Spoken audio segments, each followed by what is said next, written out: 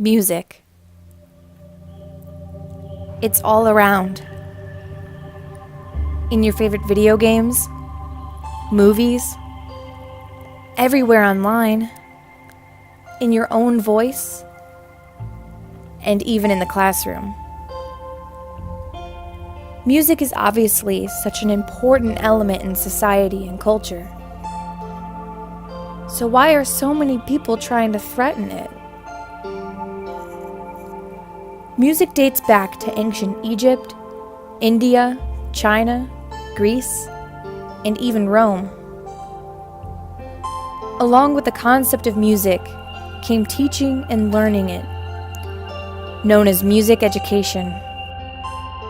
Martin Luther, a well-known German priest of the 1500s, said, "It was not without reason that the Father and prophets wanted nothing else to be associated as closely with the Word of God as music." Music in schools has proven its worth, yet many don't see all of the benefits that music can have on a student. It has been realized by many that although music can be fun and a nice break from the stresses of other things, it is one of the most vital forms of education. Music has both physical and intellectual benefits. Students can move and exercise to music, concentrate on breathing, work out their lungs, and exercise their vocal cords. Students can even improve hand-eye coordination, which many younger children are still developing and struggling with. Being a member of a musical group in schools is an amazingly positive experience.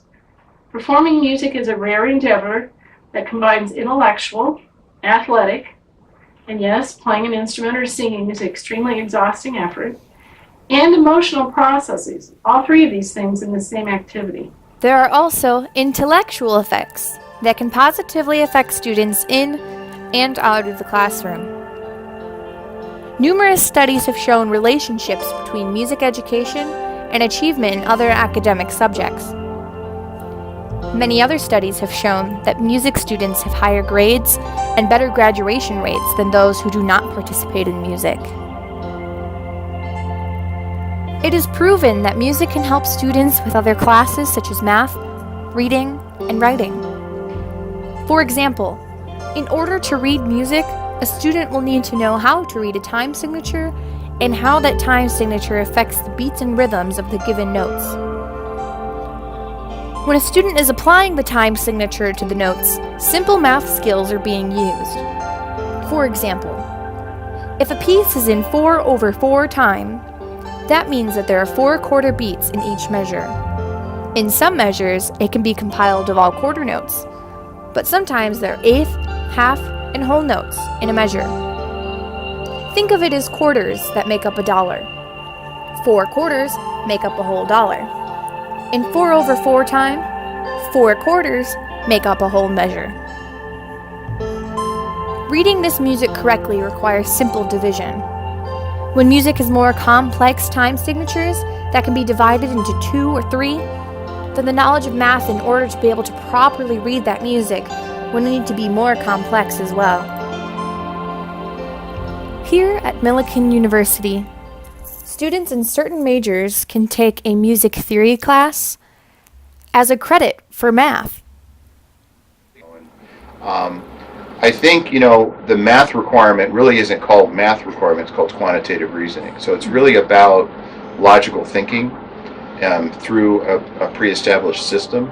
And if you look at music theory, it is a logical system, that you have to navigate and understand. So if you broaden your definition of quantitative reasoning to be not just something that has to do with numbers, then I think music theory makes a lot of sense. So I'm all for it. Music can also affect a student emotionally. And I definitely had seen the impact on students where it was the reason that they came to school at all. If it wasn't for music and the teachers they had, they would have probably just dropped out years before. And as as a future educator, I definitely see the importance of music in a core curriculum, because it is a chance for students to sort of have that aspect of creativity and to try different things and address different sort of modes of learning and intelligence. So, While interviewing students and professors all around campus, I realized another crucial benefit, especially after this interview. I think that something important about music and choir and band and orchestra is that it's something that brings a bunch of different people together. I know here in college, even if you're not a music major, you can participate in all of those things. And it really helps people of different backgrounds and different experiences all work together. I know from my experience, I have never taken a language other than a couple years in high school, but I've had experience in German and Latin and Spanish and French, all because of choir music. Okay, so we see why music is so important to have in the classroom and in schools. But why are so many schools cutting it completely? Funds have been cut in more than 80% of U.S. school districts since 2008. And one of the very first programs to go is music. But why?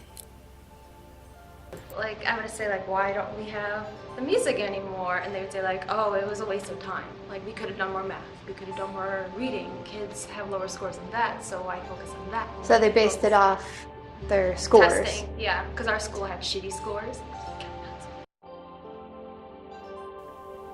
But wait, we just discussed how music classes can benefit a student intellectually.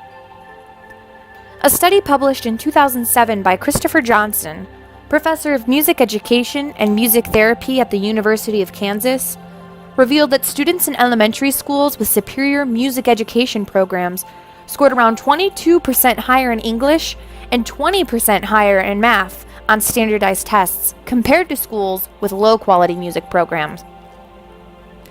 To combat what Maggie's school thought, were they educated on how music can positively affect the students and even their test scores?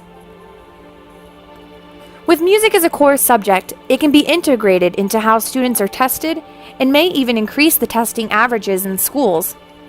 Music can be assessed and analyzed in multiple ways that can even be put into a test form that can be measured nationwide, as math is.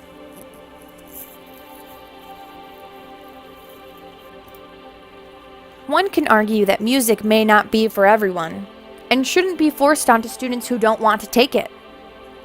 To this, a simple counter-argument of, not everyone is good at everything, seems to suffice. Many students are not good at core subjects such as math or writing, but those are required because they are seen as classes that will benefit students for future learning and living. Unlike most core subjects, students can find a way to personally connect and be involved in music in school.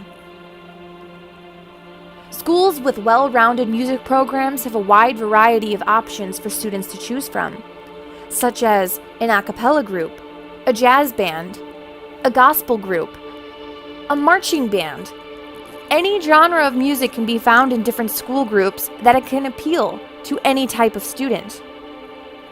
These different groups can also help a student identify with a group of people with the same interests, or even help them get involved more. There is always some sort of option for any student that is willing to seek out a musical interest. This all leads to the idea that music should be a core class in schools. Music needs to stop being seen as nonsense class in schools and be taken more seriously. The language of music is universal and can be applied anywhere.